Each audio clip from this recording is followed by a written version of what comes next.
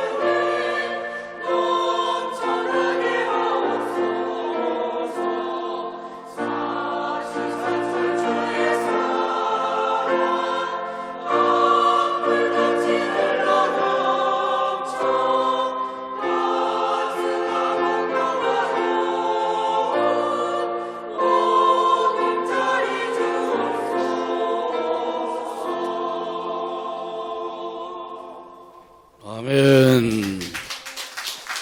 사랑하는 하나님 감사합니다. 오늘도 우리에게 복된 날을 허락해 주시고 또 하나님께서 우리를 이 교회로 인도하시고 하나님께 또 예배함으로 영광을 올려드릴 수 있는 기회를 허락하여 주심 감사함을 올려드립니다. 하나님 또 하나님께 감사함으로 드릴 수 있는 예물로 하나님께 올려드릴 수 있는 손길로 허락해 주신 감사드리며 또한 혹여나 하나님께 드리지 못한 손길이 있더라도 하나님 그 손길을 지키시고 보호하시고 복의 복을 더하여 주시사 감사의 손길이 되어질 수 있도록 은혜를 허락하여 주시옵소서. 이 교회가 그리하여 더욱더 하나님께 감사와 영광을 올려드리는 교회요 모든 성도님들의 삶이 될 수 있도록 축복하여 주시옵소서. 감사를 드리오며 사랑이 많으신 예수님의 이름으로 기도드립니다. 아멘. 네, 들으셨다시피 저는 태국 방콕에서 현재 사역을 하고 있습니다. 태국 방콕에서는 이렇게 인사를 합니다. 사와디크랍. 이게 안녕하세요라는 뜻입니다. 네. 사와디캅. 사와디크랍. 네, 이게 크랍이 되게 빨리 발음하면 이제 캅이라고 이렇게 읽혀지는데 뭐 보통 여행분들은 캅이라고 하지만 저는 좀 그래도 한 몇 년 살았으니까 좀 더 다르게 맞습니다. 오늘 특히나 또 이렇게 어버이 주일로 교회력에 따라서 지키고 있는데 오늘 하나님께서 우리 가정을 어떻게 허락하셨는지 부모를 어떻게 우리에게 허락하셨는지에 대해서 짧게 하나님 말씀을 전하고 저희 선교사역 보고 드리고 또 이후에 선교 말씀 이어가도록 하겠습니다. 출애굽기 20장 12절에 이렇게 말씀하고 있습니다. 내 부모를 공경하라. 그리하면 너의 하나님 나 여호와가 내게 준 땅에서 내 생명이 길리라 라고 말하고 있습니다. 십계명은 단순한 어떤 도덕적인 규범이 아니라 하나님께서 구원하신 백성이 어떻게 살아야 하는지를 보여주는 하나님 나라의 그 현장인 거죠.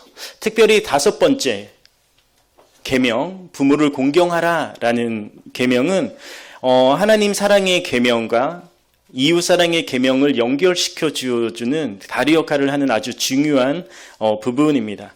그리고 인간관계의 첫 시작점으로 하나님은 부모 공경을 말씀하고 있는 것이죠. 이것은 하나님 나라가 어디에서부터 시작되어지는지를 또한 보여주는 것입니다. 하나님 나라는 먼저 가정에서 드러나게 됩니다.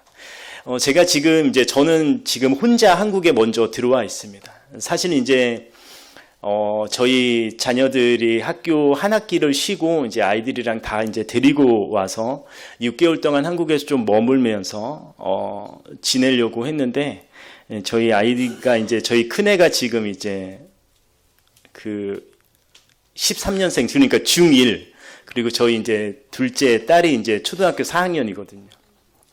걔네가 이제 저한테 이렇게 얘기하는 건 아빠 근데 한국이란 나라는 너무 아름답고 너무 행복하고 너무 좋은 나라인데 그 한국에 가서 우리가 아빠랑 공부를 한다고? 나는 아빠랑 홈스쿨을 하고 싶지 않다. 그래서 나는 이 학교를 계속 다니고 방학 때 짧은 시간이지만 마음껏 누리고 돌아오고 싶다. 이렇게 이야기를 하더라고요. 제가 처음 나갔을 때 1년 동안 저랑 같이 공부 이렇게 했는데 저라고 뭐를 알겠습니까? 문제지만 뒤따 풀게 했더니 이제 애들이 너무 충격을 받아서 우리 아빠 원래 되게 괜찮은 아빠였는데 갑자기 이상한 아빠로 변했다고 그러면서 되게 힘들어했던 그 기억이 있어서 자기들은 절대로 다시금 이제 집에서 공부하진 않겠다. 무슨 일이 있어도 학교에 가겠다. 막 이제 이래서 그래서 어떻게 할까 이러다가 이제 저희 아내의 크나큰 배려로 이제 저만 이제 먼저 이렇게 한국에 좀 2달 먼저 들어와 있습니다. 이제 다음 달에 이제 저희 아내랑 자녀들이 올 텐데요. 저희 있어서는 처음 있는 일이에요. 한 2달 넘게 이렇게 떨어져 있는 거는. 그래서 이 가정에서 어떻게 질서가 잡히는지 저희가 이제 자주 거의 매일 이제 통화를 하죠. 그러니까 요즘은 잘 안 그러는데 한 2주 동안은 애들이 저한테 딱 전화하면 가장 먼저 하는 질문이 뭔지 아세요? 아빠 오늘은 뭐 먹었어? 그 한국 음식을 너무나 이렇게 애착에 그리는데 이제 저는 지금 이제 한국 음식을 먹고 이제 다니니까 아빠 오늘은 뭐 먹었냐? 그래서 저희 아내가 그러더라고요. 다음부터는 좀 숨겨도 될 것 같다고. 너무 솔직하게 말해주면 애들이 더 힘들어하는 것 같다고 막 이렇게 얘기하는데 저희는 그 2달 동안 이렇게 떨어져 있으면서 가정에 대해서 다시 한번 좀 더 이렇게 다른 시각으로 보게 되어집니다. 늘 있을 때는 우리가 알지를 못했는데 그러니까 떨어져서 조금 이제 살면서 부모가 어떤 위치에 있고 어떠한 일들을 하시는지 엄마의 역할과 아빠의 역할을 좀 아이들도 조금 경험하게 되는 것 같은데 하나님 나라도 또한 가정에서 먼저 드러나게 되어집니다. 그래서 부모 공경은 내가 부모님이 나를 낳아주셨으니까 부모를 공경해야 돼 라는 것이 아니라 그런 부분을 포함한 아주 중요한 부분은 무엇이냐면 부모를 공경하는 것은 하나님께서 세우신 질서를 인정하는 것입니다. 하나님 나라를 그래서 인정하는 것이죠. 이 공경하다는 것은 단순히 내가 부모에게 잘하고 이제 어버이날이니까 용돈 드리고 내가 전화 자주 드리고 이러한 예의 바른 행동을 포함해서 굉장히 존귀하게 대하다라는 의미를 가지고 있습니다. 그래서 부모 공경은 부모를 통해 역사하시는 하나님의 권위를 존중하는 것이죠. 그래서 성경은 부모를 완전한 존재로는 말하지 않습니다. 그렇죠?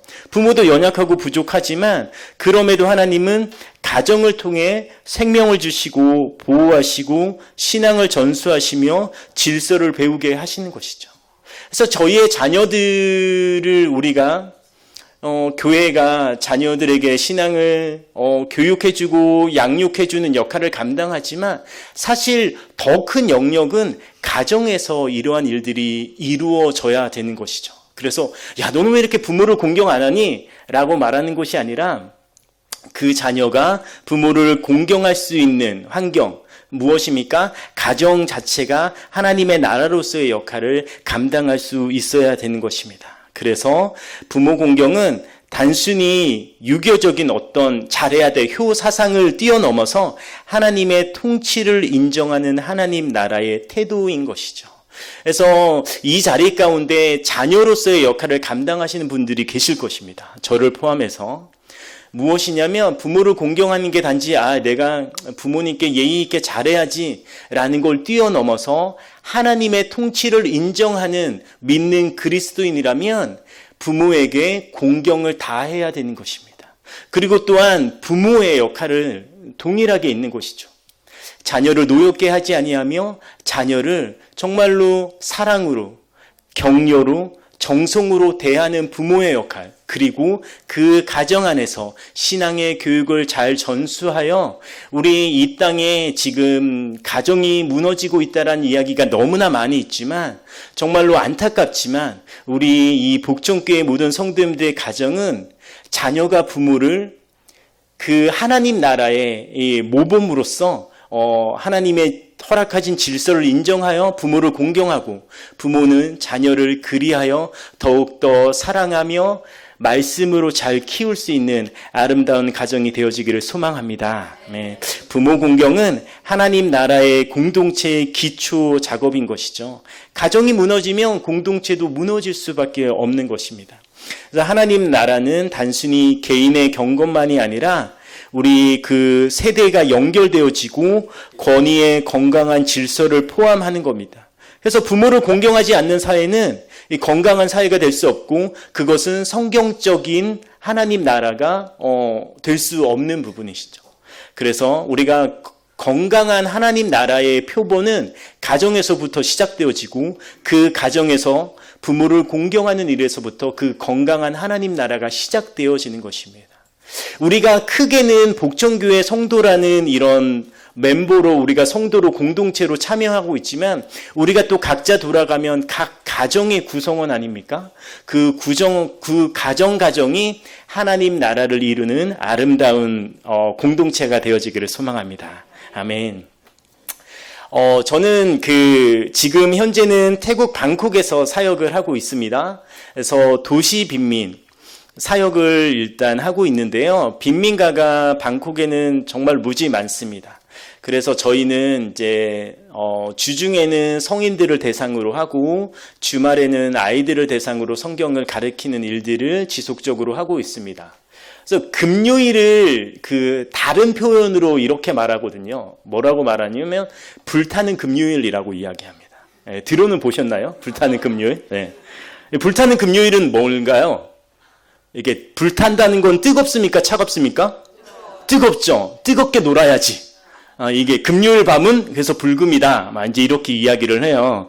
우리 늘 말씀만 묵상하시는 우리 성도님들은 잘 모르시지만, 그 중에 여기 웃으신 분들은 불금을 하시는 분들이죠. 그쵸? 네. 손영량 권사님? 네. 그러다 보니까 저희가 이제 토요일에 아이들을 이제 저희가 두 지역을 이제 가는데, 이 불금을 지나고 간 현장이 고스란히 이제 증거들로 남아 있어요. 술병들이 널브러져 있고, 그리고 이제 대마가 태국에서는 이제 자국민에겐 합법이거든요.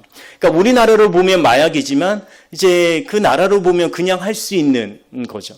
그래서 대마 잎을 말아서 핀 자국들이 곳곳에 놓여 있습니다.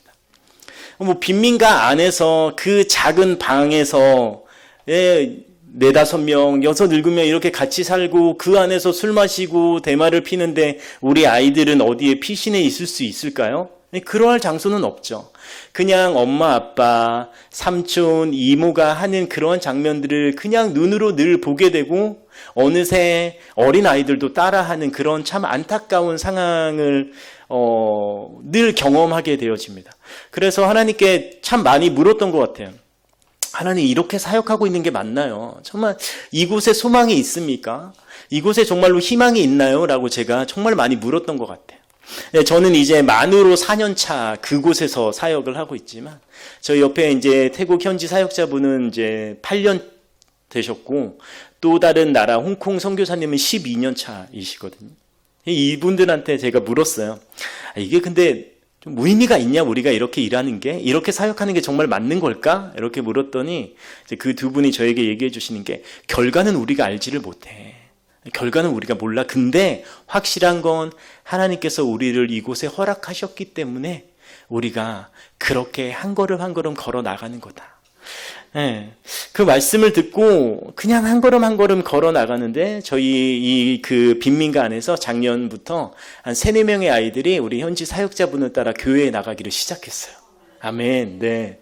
그러니까 이게 참 태국은 계급이 엄청 깊거든요. 계급 사회는 아니지만 드러나기는 하지만 깊숙이 계급적인 그 잔재가 박혀 있어서, 빈민가에서 태어났으면 쭉 빈민의 삶을 살다가 인생을 마감하는 것이 일반적입니다. 계급의 이동이 절대 일어나지 않고요. 거의 일어나지 않고요. 그리고 이들은 또 윤회 사상이 굉장히 뿌리 깊게 박혀 있기 때문에, 내가 빈민으로 태어났으면 한국의 정서 같으면 어때요? 내가 꼭 여기를 벗어나야겠어 라고 생각하잖아요. 근데 그들은 불평과 불만을 하면 안 된다라는 의식이 강해요. 왜냐하면 내가 빈민의 삶도 만족하고 이러면 다음 생에 좋게 태어날 수 있다 라는 이 윤회 사상이 뿌리 깊게 있다 보니까 그냥 그렇게 살아가는 걸 익숙하게 받아들이는 그런 공동체입니다. 그래서 참 복음이 들어가기가 힘든 어려운 지역 중에 하나가 아닌가라는 생각을 하게 되어지는데, 그럼에도 하나님은 일하심을 또 보게 되어집니다. 그리고 저희는 이제 현지 교회에서 사역을 하고 있습니다. 저희 현지 교회는 34년 전에 한국인 선교사님이 세우신 교회고, 지금은 태국 현지 목사님에게 잘 이양을 하셔서 이 현지 교회지만 선교적인 마인드를 갖고 저희가 사역을 감당하고 있고, 시골에 10개 교회가 넘는 교회들과 함께 연합해서 그들을 격려하고 돕는 사역들을 하고 있습니다. 저는 이 교회 내에서 우리 아내랑 경화 선교사와 함께 젊은이 그룹, 한 10명 정도 있는데, 이 친구들을 좀 말씀으로 양육하고 또 이들과 함께 교제 나누며 이들이 좀 건강하게 그 교회에 건강한 그 멤버십으로 설 수 있도록 양육하는 일들을 곁들여서 하고 있습니다. 그래서 이 교회가 선교적인 교회로서의 역할을 잘 감당할 수 있도록 우리 방나 생명교회라고 하는데, 교회를 또 기억해 주시길 바랍니다. 그리고 제가 또 하는 사역이 있는데, 그때 아마 제가 2년 전에 와서 잠깐 말씀드렸을 텐데 기억하시나요? 제가 이제 뭐를 한다고 했죠? 야, 할렐루야. 야, 우리 김종희 씨는 역시, 혹시 이거 제 설교문 보신 거 아니죠? 제 설교문 보신 거 아니죠? 네, 맞습니다. 붕어빵입니다. 붕어빵. 그래서 붕어빵, 참 나갔다 하면 완판입니다. 제가 수제 파당금 제가 만들죠. 슈크림, 수제 또 제가 만들죠. 또 내가 초콜릿, 이거는 사고 있습니다. 그래서 우리 3가지 종류의 이제 이 붕어빵을 가지고, 처음에는 빈민가에서만 시작했지만, 이제 이게 교회에서도, 제가 다니는 교회에서 이제 이렇게 나누다가, 이제 주변의 교회에서도 가끔 초청이 들어와요. 우리 성탄절이나 뭐 때 조금 우리 이후 초청 할 텐데 그때 와서 좀 해줄 수 있으신가요? 그러면 이제 저희가 또 이제 다 가져가서 해서 이제 주변 교회들에서도 할 때가 있고, 또 저희 자녀들이 다니는 학교나 또 인근 다른 선교사님이 사역하시는 학교에도 저희가 가끔 가서 붕어빵 사역을 하고 있습니다. 그래서 참 처음에 2년 전에 이제 제가 잠깐 한국에 들어와서 그걸 가지고 나갈 때 사실상 아무것도 없었거든요. 제가 단지 하나님 제가 뭘 할 수 있을까요? 했을 때 하나님께서 저에게 주신 아이디어였고, 그 아이디어에 순종하니까 또 하나님께서 이 교회들을 통해서 그 기계들을 또 후원받을 수 있게 하셨고, 그래서 제가 한국에서 태국으로 붕어빵을 가져가서, 더운 나라여서 이게 정말 괜찮을까라는 그런 고민도 있었지만 하나님께서 정말로 잘 사역할 수 있도록 해주셔서 붕어빵 사역을 잘 하고 있는데, 제가 작년 4월에 1년 전에 이제 어느 시골에 갔었는데, 그 시골에서 이제 아이들을 만났어요. 몇몇 아이들에게 예수님에 대해 들어본 적 있니? 라고 하는데 아이들이 무슨 말이지? 하는 눈빛이었어요. 그래서 이게 정말로 아이들이 아직 이 시골에는 복음을 듣지 못한 아이들이 많이 있구나. 그래서 내가 이 시골 교회를 어떻게 잘 섬길 수 있을까라고 생각했고, 하나님께 기도하던 가운데 내가 한 달에 한 번은 시골의 교회들을 돌아야겠다. 뭐를 가지고요? 붕어빵 기계를 가지고. 그래서 제가 3일 동안 붕어빵을 이렇게 굽고 이러다 보면 거기에 만나는 사람들이 있을 거고, 이 사람들과 현지교회 목사님을 연결시켜줘서 현지교회 목사님이 그 지체들을 잘 양육할 수 있도록. 그래서 제가 1년 후에 다시 그곳을 가면 저에게 붕어빵을 받아 먹었던 친구가 그 교회에 또 멤버가 되어 있을 수도 있고, 그렇지 않을까라는 생각을 하게 되어집니다. 그래서 이 붕어빵 사역이, 그래서 제가 가려고 하는 시골 교회들은 가까운 곳은 3-4시간이지만 먼 곳은 10시간, 12시간 걸리는 곳들도 있는데, 그 사역들을 또 저희가 잘 감당할 수 있도록 또 필요한 차량과 이런 것들이 좀 적절하게 또 저희 가운데 얻어질 수 있도록 그렇게 기도해 주시면 감사하겠습니다. 그리고 저희는 두 번째 다음 사역에 있어서, 두 번째 텀의 사역에 있어서 쉼터 사역을 하려고 합니다. 성도 여러분, 그 한국은 이제 본격적인 그 일을 시작하는 나이가 20대 초반일 텐데, 23세, 24세. 근데 태국은 되게 낮습니다, 연령이. 일찍 일을 시작해요. 그러다 보니까 20대 초반이어도 벌써 7년, 8년을 일한 애들이 있어요. 이 아이들 너무 지쳐있고 채워지는 게 없고, 그래서 제가 조그만 공간을 마련해서 좀 쉼터 사역을 하려고 합니다. 그래서 우리 젊은이들, 제가 그 안에 이제 놀려고 하는 기계가 있는데, 뭘까요? 붕어빵은 아니겠죠? 뭘까요? 누구든지 와서 먹을 수 있는 커피. 커피는 배고픔이 안 되지. 커피는 뭘까요? 또 배를 채울 수 있는 빵. 그쵸, 라면. 라면. 한강 라면 기계라고 있는데, 제가 그거를 비치해 놓으려고요. 그래서 위에는 제가, 그럼 거기에서 태국 라면을 쓸까요? 한국 라면을 쓸까요? 한국 라면 써야죠. 한강 라면인데. 비싸더라도 한국 라면을 써야죠.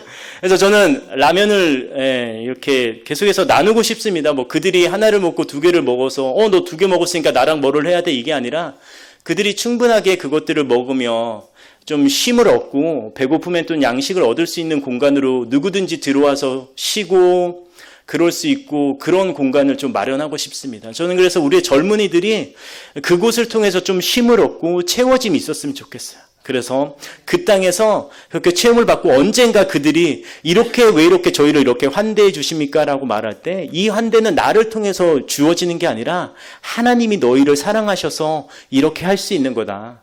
그 하나님이 이렇게 하시는 거고, 그 하나님에 대해서 제가 복음을 전할 수 있을 때가 하나님의 때에 오지 않을까라는 생각을 하게 되었습니다. 그래서 우리는 그 쉼터 사역을 준비하고 계획하고 기도하며 있습니다. 그래서 그렇게 함께 기도해 주시면 너무 감사하겠습니다. 오늘 우리가 그 보라내가 세일을 행하리니 이제 나타날 것이라 너희가 그것을 알지 못하겠느냐? 반드시 내가 강야의 길을 사막에 강을 내리니 라고 말하고 있습니다. 5년 전에 이게 저희 가정에 주신 약속의 말씀인데요. 사실 이때 저는 하나님께서 저를 통해 광야의 길을, 저를 통해 사막의 강을 내실 줄 알았어요. 그래서 저는 좀 들떴어요, 5년 전에. 왜냐하면 그때 이제 코로나가 거의 끝나간다고 했었거든요. 근데 나갔는데 다시금 코로나가 더 크게 시작됐고 모든 게 막혀지고, 이제 5년의 시간이 지나서 제가 한국으로 들어오는데 딱히 내가 많이 한 거가 없는 것 같은 이런 느낌들이 있었어요. 그래서 좀 답답하기도 했습니다.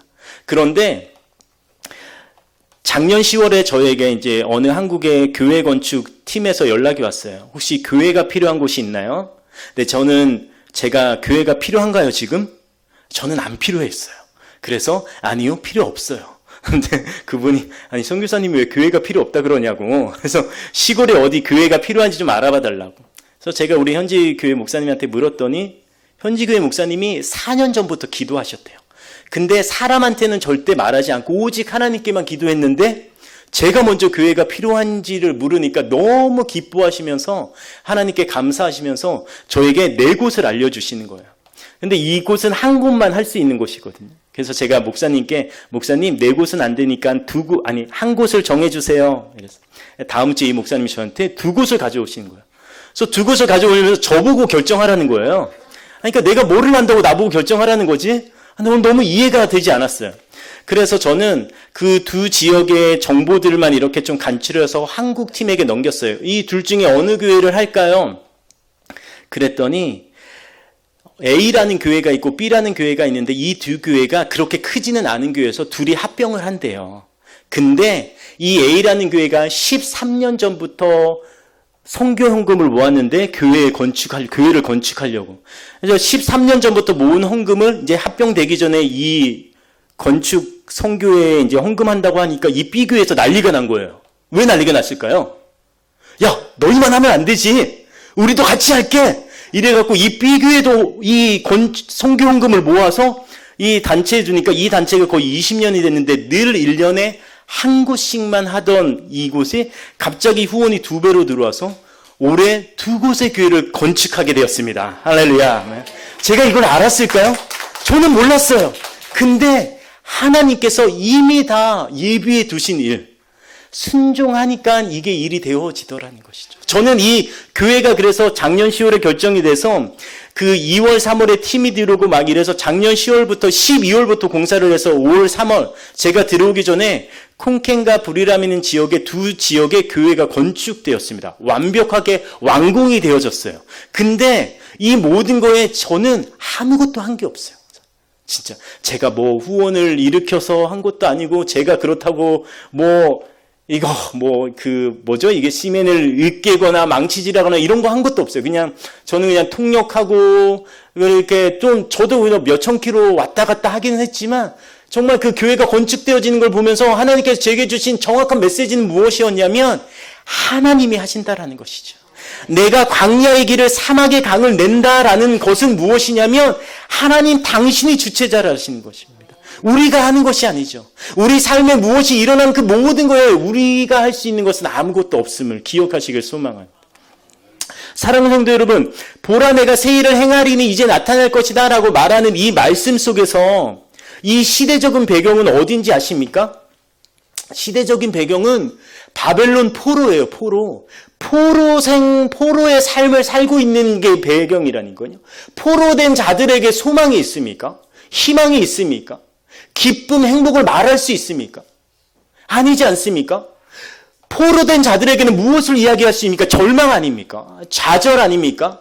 내 의지로 아무것도 할 수 없음. 그것이 포로된 자들 아닙니까? 근데 하나님께서 18절에 그리하여 무엇라고 말씀하시냐면 이전 일은 너희가 기억하지 말며 옛적 일을 생각하지도 말라라고 43장 18절에 말씀하고 계시는 거예요.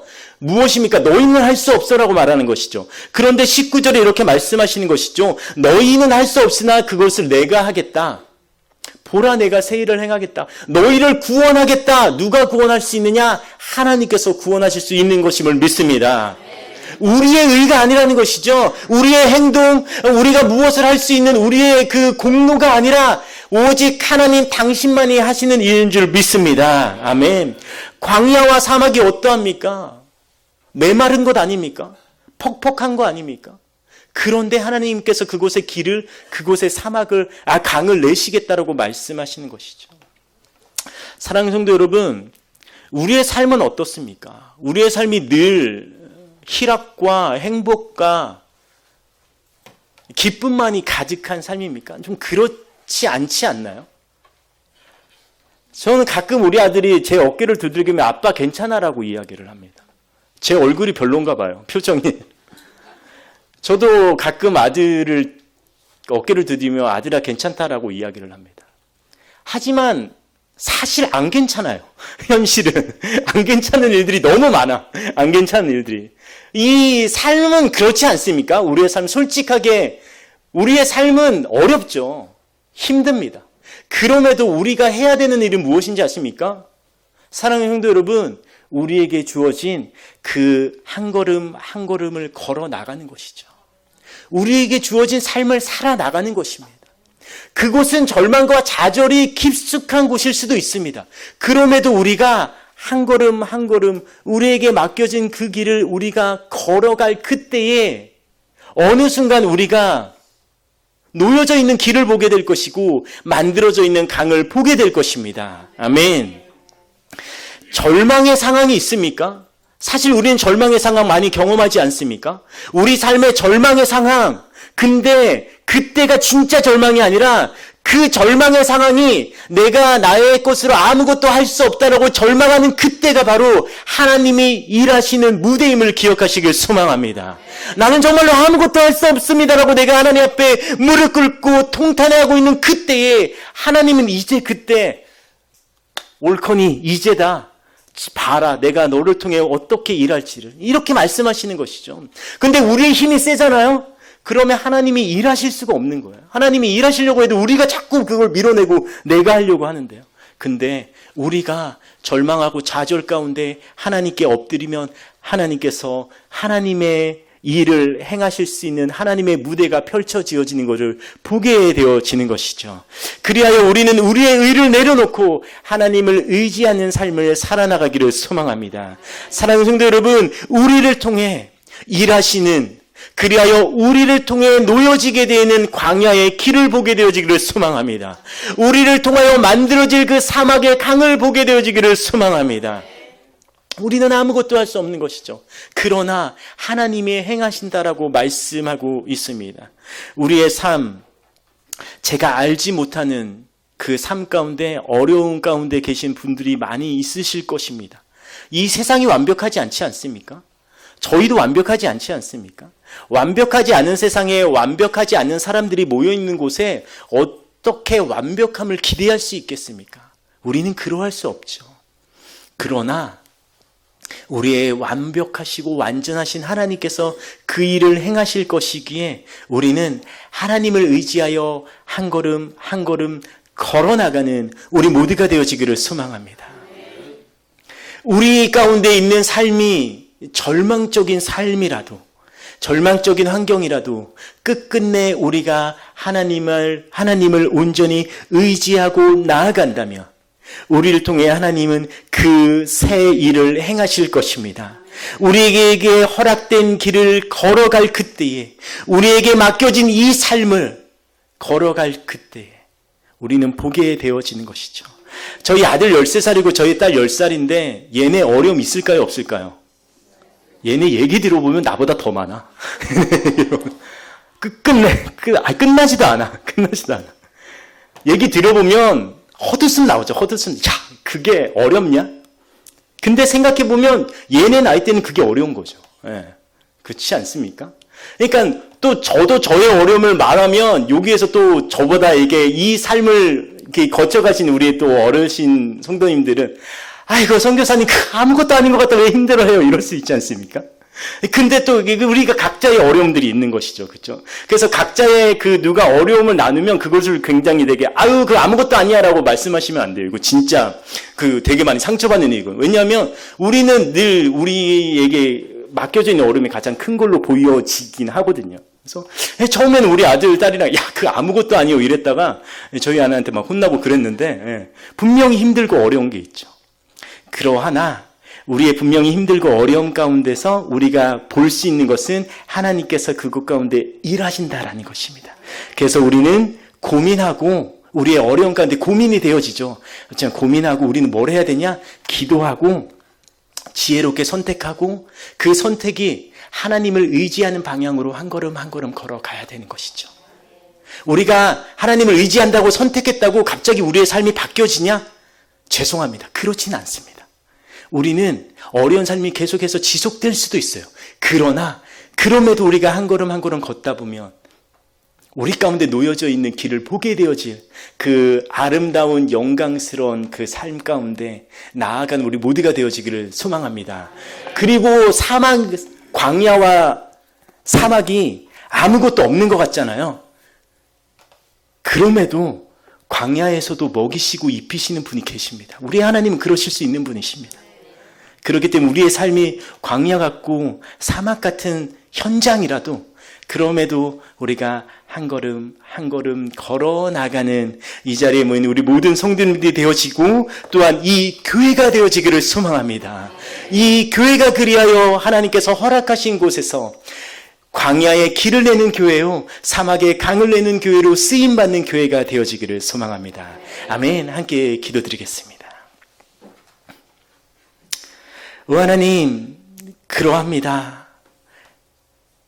우리에게 맡겨진 삶이 때로는 광야 같고 때로는 사막 같으나 그 사막과 광야에서 길을 내시고 강을 내시는 하나님을 바라볼 수 있는 이 자리에 모인 우리 모두가 되게 하여 주시옵소서.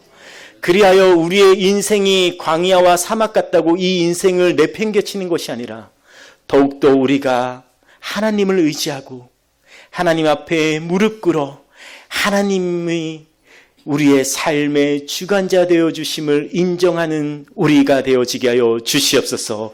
이 교회가 되게 하여 주시옵소서. 그리하여 교회에게 맡겨주신 사역을 감당하는 아름다운 교회가 되게 하여 주시옵소서. 또 하나님, 여러 선교지와 함께 동역하는 이 교회를 하나님 축복하시고 모든 성도님들에게 하나님 은혜를 허락하여 주셔서 하나님, 태국뿐만이 아니라 곳곳에 많은 선교 지역에서도 놀라운 하나님의 그 일하심을 우리가 생생히 보고 들을 수 있도록 은혜 허락하여 주시옵소서.